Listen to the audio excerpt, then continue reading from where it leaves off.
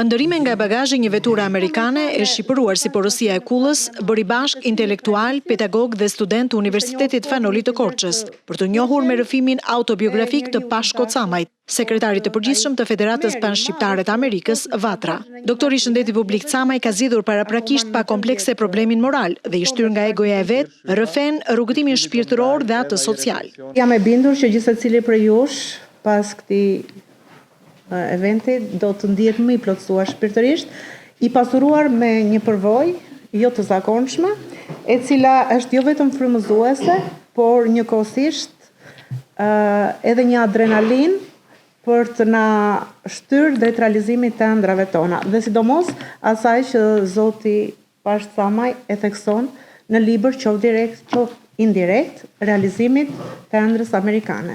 Autori gërsheton sfidat personale, kushtet historike të vendlindjes, lëndën antropologjike dhe ëndrat drejt së ardhmes si forcë shtytëse për udhëtimin e tij.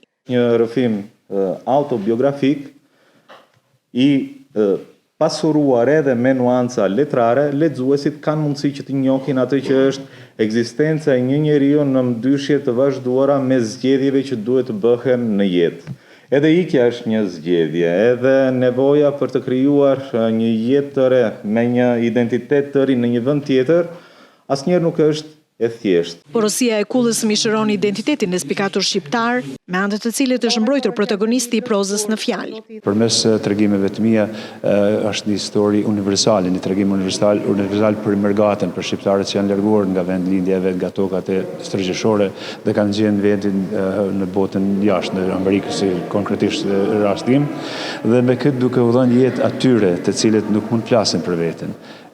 Besoj që kryejmë një